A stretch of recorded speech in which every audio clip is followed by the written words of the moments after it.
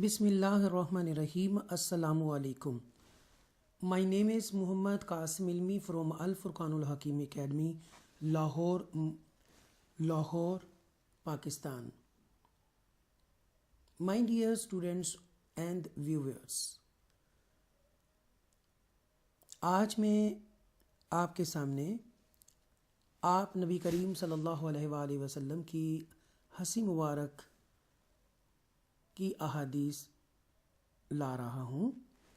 اللہ تعالیٰ سے دعا ہے کہ اللہ تعالیٰ مجھے صحیح بیان کرنے کی توفیق عطا کرے، اور اگر اس میں کوئی غلطی کوتاہی ہو جائے تو اللہ مجھے معاف کرے اور صحیح بات کہنے کی توفیق دے۔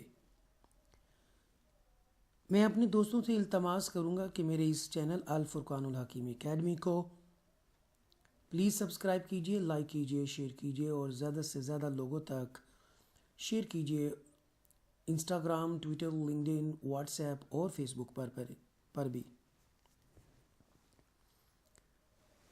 آئیے حدیث مبارکہ سنتے ہیں۔ حضرت ابو ذر الغفاری رضی اللہ تعالی عنہ سے روایت ہے کہ رسول اللہ صلی اللہ علیہ وآلہ وسلم نے فرمایا، بلا شبہ میں جانتا ہوں کہ جنت میں پہلا آدمی کون داخل ہوگا اور جہنم سے آخری آدمی کون باہر نکلے گا۔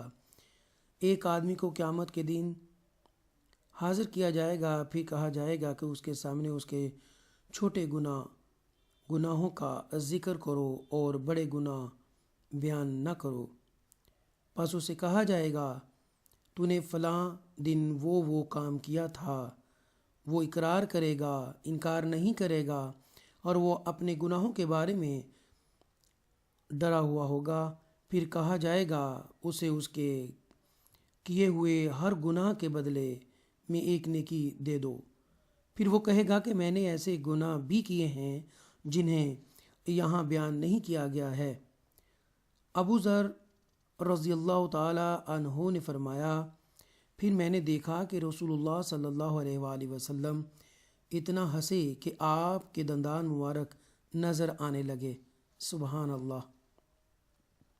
اللہ تعالیٰ سے دعا ہے کہ اللہ تعالیٰ اس احادیث مبارکہ کے صدقے جو لوگ بھی اس وقت سن رہے ہیں، سن چکے ہیں یا سننے والے ہیں، اے اللہ ان کے علم میں، مال میں، دولت میں، عزت میں اضافہ اور برکت عطا فرما، اور ان کے ایمان میں بھی، اور ان کے گناہ معاف کرے۔ اللہ مجھے حق بات کہنے کی صحیح توفیق عطا فرمائے۔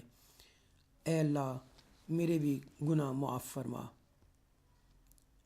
Thank you very much for listening. اپنا خیال رکھیے گا، دعاؤں میں یاد رکھیے گا۔ اللہ حافظ۔